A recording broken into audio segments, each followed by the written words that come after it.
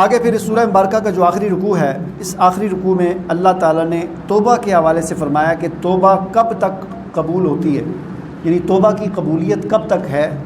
کب تک اس کی ہے، اس کے بعد پھر توبہ قبول نہیں ہوتی۔ فرمایا کہ هل ينظرون الا ان تأتيهم الملائکۃ او یأتی ربک او یأتی بعض آیات ربک،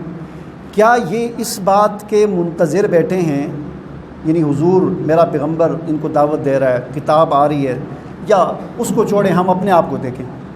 کہ اللہ کی کتاب ہمارے سامنے موجود ہے، ہم سنتے رہتے ہیں، پڑھتے رہتے ہیں، دین کی بات ہمارے سامنے آتی رہتی ہے۔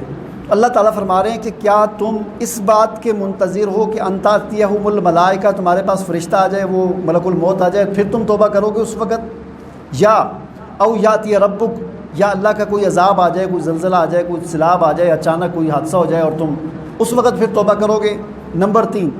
او یاتی بعض آیات ربک، یا اللہ کی جو نشانیاں ہیں، علامات قیامت جو بڑی بڑی ہیں، وہ کوئی نشانیوں میں سے کوئی نشانی آ جائے، یعنی سورج، جو حدیث میں آتا ہے کہ قیامت کی ایک نشانی یہ ہے کہ سورج مغرب سے طلوع ہو جائے گا، تو کیا وہ جب مغرب سے طلوع ہوگا وہ نشانی آئے گی؟ یا ایک اور نشانی کا قرآن میں ذکر ہے کہ ایک دابۃ الارض، آگے ہم پڑھیں گے، ایک جانور زمین میں نمودار ہوگا، کیا وہ نشانی جب آئے گی پھر تم توبہ کرو گے؟ تو فرمایا جا رہا ہے کہ وہ فرشتہ آئے گا تب توبہ کرو گے، یا اللہ کا عذاب آئے گا تب توبہ کرو گے، یا کوئی اللہ کی نشانی آئے گی تب توبہ کرو گے؟ فرمایا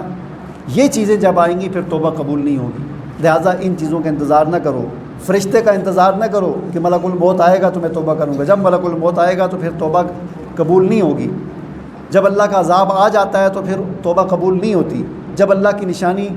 وہ دابۃ الارض آئے گا یا سورج مغرب سے طلوع ہوگا تو اس وقت جو توبہ کرے گا وہ توبہ قبول نہیں ہوگی، لہٰذا فرمایا ان آیات کا انتظار نہ کرو، اس سے پہلے توبہ کر لو، توبہ تمہاری قبول ہو جائے گی۔